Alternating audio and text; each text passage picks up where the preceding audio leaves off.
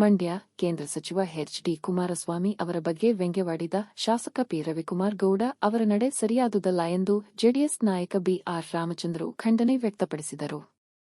ಸುದ್ದಿಗೋಷ್ಠಿಯಲ್ಲಿ ಮಾತನಾಡಿದ ಅವರು, ರಾಜ್ಯ ಕಂಡ ಶ್ರೇಷ್ಠ ನಾಯಕರಲ್ಲಿ ಕುಮಾರಸ್ವಾಮಿ ಅವರು ಒಬ್ಬರು. ಅವರು ಬಿಡದಿಯ ರೈತರ ಪರ ಹೋರಾಟದಲ್ಲಿ ತೊಡಗಿರುವುದಕ್ಕೆ ಅವರ ಕೆಲಸಗಳ ಸಂಬಂಧ ಆಕ್ಷೇಪ ವ್ಯಕ್ತಪಡಿಸಲಿ. ಅದನ್ನು ಬಿಟ್ಟು ಅಸಂಬದ್ಧ ಪದಗಳನ್ನು ಬಳಸದಂತೆ ತಾಕೀತು ಮಾಡಿದರು. ಕುಮಾರಸ್ವಾಮಿ ಅವರ ರಾಜಕೀಯ ಅನುಭವದಷ್ಟು ರವಿಕುಮಾರ್ ಅವರಿಗೆ ವಯಸ್ಸಾಗಿಲ್ಲ. ನೀವು ರಾಜಕಾರಣದಲ್ಲಿ ಇನ್ನೂ ಅಂಬೆಗಾಲು ಇಡುತ್ತಿದ್ದೇವೆ.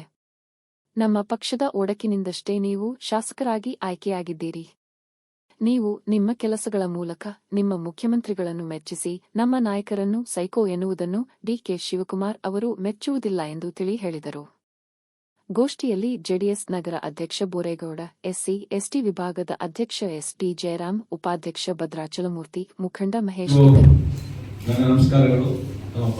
ಪತ್ರಿಕಾ ಮಾಧ್ಯಮ ಹಾಗೂ ಪ್ರಿಂಟ್ ಮೀಡಿಯಾ ಹಾಗೂ ನಮ್ಮ ಎಲ್ಲ ಮಾಧ್ಯಮ ಮಿತ್ರರಿಗೆ ನಮಸ್ಕಾರಗಳು.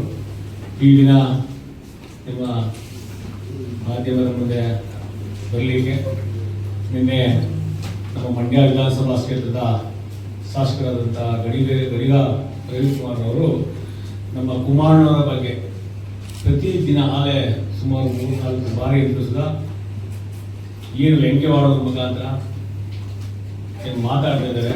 ಅದರ ಬಗ್ಗೆ ನಿಮ್ಮ ಮುಂದೆ ಚರ್ಚೆ ಮಾಡಲಿಕ್ಕೆ ಬಂದಿದ್ದೀವಿ. ನಾನು ಅದನ್ನು ಕೇಳಲಿಕ್ಕೆ ಬಯಸ್ತೀನಿ. ಅದನ್ನು ನೋಡಿ ಚರ್ಚೆ ಮಾಡುವಂತ ಶಕ್ತಿ ಅವ್ರಿಗಿದೆ. ಬಟ್ ನಾವು ಈ ಶಾಸಕರು ಇಬ್ಬರು ಅಂಬೆಗಾಡುವಂತ ರಾಜಕೀಯದಲ್ಲಿ ಈ ತಾರೆ ಅಂಬೆಗಾಡುವಂತ ರಾಜಕಾರಣಿ.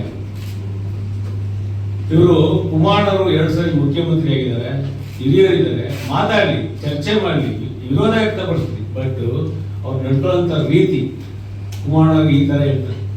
ಇವ್ರೇನೋ ವಯಸ್ಸು ಅನುಭವದಷ್ಟು ವಯಸ್ಸಾಗಿಲ್ಲ. ಹಾಗೆ ಕುಮಾರಣ್ಣವರು ಸೈಕೋ ಅಂತ ಹೇಳ್ತಾರೆ. ಕುಮಾರಣ್ಣವರು ರಾಜ್ಯ ಕಂಡಂತ ಈ ರೈತರ ಒಂದು ಸಾಲವನ್ನು ಮನ್ನಾ ಮಾಡಿ 2 ಬಾರಿ ಮುಖ್ಯಮಂತ್ರಿಗಳಾಗಿ ಸರಾಯಿ ನಿಷೇಧ ಮಾಡಿ ಸುಮಾರು ಸಾಮಾಜಿಕ ಕಾರ್ಯಗಳನ್ನು ಮಾಡುವಂತ ಮಣ್ಣಿನ ಮಗ ಪ್ರಧಾನಿ ದೇವೇಗೌಡರು ನಮ್ಮ ಕೆಂಪುಕೋಟೆಯಲ್ಲಿ ಪ್ರಧಾನಿಯಾಗಿ ಒಂದು ರೈತರ ಪರ ನೀರಿಗಾಗಿ ಸುಮಾರು ಯೋಜನೆಗಳನ್ನು ಕೊಟ್ಟಂತ ಅವರ ಮಗವರಾದಂಥ ನಮ್ಮ ಕುಮಾರಣ್ಣವರು ಸುಮಾರು ಕಾರ್ಯಕ್ರಮಗಳನ್ನು ಕೊಟ್ಟಿದ್ದಾರೆ. ಅವ್ರಿಗೆ ಬಗ್ಗೆ ಮಾತಾಡಲಿಕ್ಕೆ ಅವರಿಗೆ ಒಂದು ಪ್ರಬುದ್ಧತೆ ಬೇಡ, ಅವರಿಗೆ ಒಂದು ನೈತಿಕತೆ ಬೇಡವಾ? ಮಾತಾಡಲಿ, ಚರ್ಚೆ ಮಾಡಲಿ. ವೈಯಕ್ತಿಕವಾಗಿ ಆ ರೀತಿ ಮಾತಾಡುವಂಥದ್ದು ಮಂಡ್ಯ ಜನ ಬುದ್ಧಿವಂತರು, ವಿದ್ಯಾವಂತರು ಎಲ್ಲರೂ ನೋಡ್ತಾ ಇದ್ದಾರೆ. ಇವರ ಏನ್ ಆಕ್ಟಿವಿಟೀಸ್ ಎಲ್ಲ ನೋಡ್ತಾ ಇದ್ದಾರೆ. ಜನಪರ ಕೆಲಸ ಮಾಡಲಿ. ಶಾಸಕರು ನಮ್ಮ ಏನು ಜೆಡಿಎಸ್ ಕುಟುಂಬದ ಒಂದು ಒಡಕಿನಿಂದ ಇವತ್ತು ಒಬ್ಬ ಶಾಸಕರಾಗಿದೆ, ಸಂತೋಷ. ಶಾಸಕರಾಗಿ ಶಾಸಕ ಕೆಲಸ ಮಾಡಿ ಅಂತ ಹೇಳಲಿಕ್ಕೆ ಬಯಸ್ತೀನಿ ಶಾಸಕರೇ. ಹಾಗೆ ನೀವು ಮಾಡ್ತಾ ಇರೋದಂತ ಏನು ಕೆಲಸ ಕಾರ್ಯಗಳ ಬಗ್ಗೆ ಜನ ಈಗ ವೈಯಕ್ತಿಕವಾಗಿ ತೊಂದರೆ ಕೊಡೋದಿದ್ದಾರೆ. ಶಾಸಕರಾಗಿದ್ದೀರಿ, ಎಲ್ಲ ಶಾಸಕರು ನೀವು. ಯಾರು ಜೆಡಿಎಸ್ ಏನು ಒಬ್ಬ ಯುವಕರಿಗೆ ಮುಖಂಡಗಳಿಗೆ ತೊಂದರೆ ಕೊಡೋ ರೀತಿಯಲ್ಲಿ ಎಲ್ಲರೂ ಒಂದೇ ರೀತಿಯಲ್ಲಿ ಕೆಲಸ ಮಾಡ್ಕೊಂಡೋಗಿ ಅದು ಬಿಟ್ಟು ನೀವು ಕುಮಾರಣ್ಣ ಟೀಕೆ ಮಾಡಿದ್ರೆ ಕುಮಾರಣ್ಣ ಏನು ಪ್ರೆಸ್ ಮುಂದೆಗಡೆ ಸೈಕೋ ತರ ಮಾತಾಡಿದ್ರೆ ನೀವು ಏನು ಜನ ಮೆತ್ತಾರೆ. ಡಿ.ಕೆ. ಶಿವಕುಮಾರ್ ಮೆಸ್ತೀವಿ ಅಂತ ತಿಳ್ಕೊಬೇಡಿ. ಡಿ.ಕೆ. ಶಿವಕುಮಾರ್ ಮೆಚ್ಚಲಿಕ್ಕೆ ನೀವು ಸಾರ್ವಜನಿಕ ಕೆಲಸ ಮಾಡಿ ಮೆಚ್ಚಿ.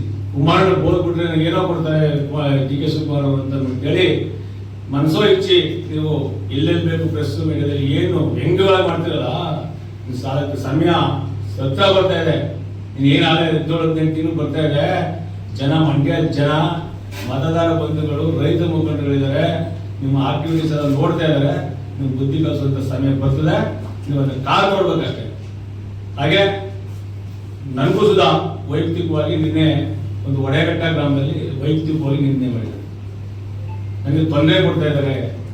ನಾನು ಯಾಕಪ್ಪ ತೊಂದರೆ ಕೊಡ್ಲಿ? 3 ವರ್ಷದಿಂದ ನೀವು ಏನೇ ಮಾಡೋದು ಸುಮ್ಮನಿದ್ದೀವಲ್ಲಪ್ಪ, ನಡೆಸು, ನಿಂದ ಏನಿದೆ ದರ್ಬಾರ್ ನಡೆಸು ಅಂತ ನನಗೆ ತೊಂದರೆ ಕೊಡ್ತಾ ಇರೋಲ್ಲ. ನೀವು ಯಾವ ರೀತಿ ತೊಂದರೆ ಕೊಡ್ತಿದ್ರು ಹೇಳು. ಯಾವತ್ತಾರು ನಾವು ಮಾಧ್ಯಮ ನಾವು ಯಾವತ್ತೂ ಬಂದು ಅವ್ರ ಬಗ್ಗೆ ಒಂದು ಮಗುರು ಮಾತಾಡಿಲ್ಲ. ದಿನ ಹೇಳ್ತಿಲ್ಲಪ್ಪ ಏನು ಸೋಷಿಯಲ್ ಮೀಡಿಯಾದಲ್ಲಿ ರಾಮಚಂದ್ರ ತೊಂದರೆ ಕೊಡ್ತಾರೆ ಏನು ತೊಂದರೆ ಕೊಟ್ಟಿದ್ದಾರಪ್ಪ? 9ನೇ ತಾರೀಕು ಅಗ್ರಿಮೆಂಟ್ ಆಗಿದೆ. ಇದುವರೆಗೂ ಪೂಜೆ ಮಾಡಿಲ್ಲ. ಯಾಕೆ ಮಾಡಲಿಲ್ಲ ಪೂಜೆ? ಕಾಮಗಾರಿ ದಂಡಾಯಕಪುರ ರಸ್ತೆ ಇಲಾಖೆ ಅದು ಇವತ್ತು ಪೂಜೆ ಮಾಡೋರೆ. ಇಷ್ಟು ಲೇಟ್ ಆಗಲಿಕ್ಕೆ ಕಾರಣ ಯಾರು? ಟೆಂಡರ್ ಆಗಿದ್ದೆ ಅವಾಗ ಅದು. ಟೆಂಡರ್ ಆಗಿದ್ದು ಅದು ಹೆಚ್ಚು ಕಡಿಮೆ 6 ತಿಂಗಳಾಗಿದೆ. ಜನವರಿ ಟೆಂಡರ್ ಆಗಿ ವರ್ಕೌಟ್ ಆಗಿದೆ. 4 ಕೋಟಿ ಪ್ಲಸ್ GST. ಇದುವರೆಗೂ ನಾವು ಅವತ್ತೇ ನಾವು ಕೆಲಸ ಆದ ತಕ್ಷಣ ಜಲ್ಲಿ ಹೊಡೆದಿದ್ದೀವಿ, ಗಾಡಿ ಕಂತ್ರ ಉಳಿಸಿದ್ದೀವಿ, ಲೆಟರ್ ಕೊಟ್ಟಿದ್ದೀವಿ ಆಫೀಸ್ಗೆ. ಏನಂತ ನಮ್ಮ ಕೆಲಸಗಳನ್ನ ಶುರು ಮಾಡಲಿಕ್ಕೆ ನಮ್ಗೆ ಅವಕಾಶ ಮಾಡಿಕೊಡಿ, ಹಸ್ತಾಂತರ ಕೊಡಿ ಅಂತ ಮಾಡಿಕೊಟ್ಟಿಲ್ಲ. ಇವ್ರು ಏನ್ ಕಾಣಿಕೆ ಕೊಡ್ಬೇಕು ಕಾಣಿಕೆ ತಲುಪಿಸಿದೀವಿ, ಪೂಜೆ ಮಾಡಿಲ್ಲ. ನಿನ್ನೆ ನಾನು 2ನೇ ನೋಟಿಸ್ ಯಾವಾಗ ಕೊಟ್ಟೆ? ಯಾಕೆ ಶಾಸಕರಿಗೆ ಏನ್ ಕಾಣಿಕೆ ಕೊಡ್ಬೇಕು ಕಾಣಿಕೆ ಕೊಟ್ಟು ತಲುಪಿಸಿದ್ವಿ. ಎಷ್ಟು ಕೊಡ್ಬೇಕು ಅಷ್ಟು ಕೊಟ್ಟಿದ್ವಿ. ಅವ್ರಿಗೆ ಏನ್ ಕೇಳಿದ್ರೆ ಕೊಟ್ಟಿದ್ವಿ ಸರ್. ಎಲ್ಲ ಕೊಟ್ಟು ಯಾಕೆ ಕೊಡತ್ತಲ್ಲ ಪೂಜೆನ? ಕಾಣಿಕೆ ಪೂಜೆ ಕಾಣಿಕೆ ಬೇಕಲ್ಲ, ಎಷ್ಟು ಕೊಡ್ಬೇಕು ಅದು ಕೊಟ್ಟಿದ್ವಿ. ಅವ್ರು ಏನು ಕೊಟ್ಟಿದ್ವಿ ಯಾವ ದೇವಸ್ಥಾನ ಕೊಡಿಸೋವೆ? ದೇವಸ್ಥಾನ ಈಗ ದಂಡಾಯಕಪುರದಲ್ಲಿ ಮತ್ತೆ ಈಶ್ವರಲ್ಲಿ ಪೂಜೆ ಮಾಡೋದು, ಅಲ್ಲೇ ಆಂಜನೇಯ ಸ್ವಾಮಿ ದೇವಸ್ಥಾನ ಇದೆ. ಜನಕ್ಕೆ ಹೇಳ್ತಾರೆ, ಏನ್ ಹೇಳ್ತಾರೆ, ರಾಮಚಂದ್ರ ಕೆಲಸ ಮಾಡ್ತಲ್ಲ ಅಂತಾರೆ. ಏನ್ ಪರ್ಸೆಂಟೇಜ್ ಕೊಡ್ಬೇಕು? ಎಲ್ಲ ಏನ್ ಪರ್ಸೆಂಟೇಜ್ ಕೊಟ್ಟಿಲ್ವಾ? ನಮ್ಮ ಬ್ರದರ್ ಬಂದಿದೆ ಕೊಟ್ಟಿರೋದು. ನಮ್ಮ ಯಾವ ಅಕ್ಷರಗಳ ಮುಖಾಂತರ ಕಳಿಸ್ತಿದ್ವಿ. ಅಲ್ಲ 40% 60% ಹೇಳ್ತೀವಿ ಸರ್, ಸಮಯ ಬಂದ್ರೆ ಅದನ್ನ ಹೇಳ್ತೀವಿ ಆಯ್ತಲ್ವಾ?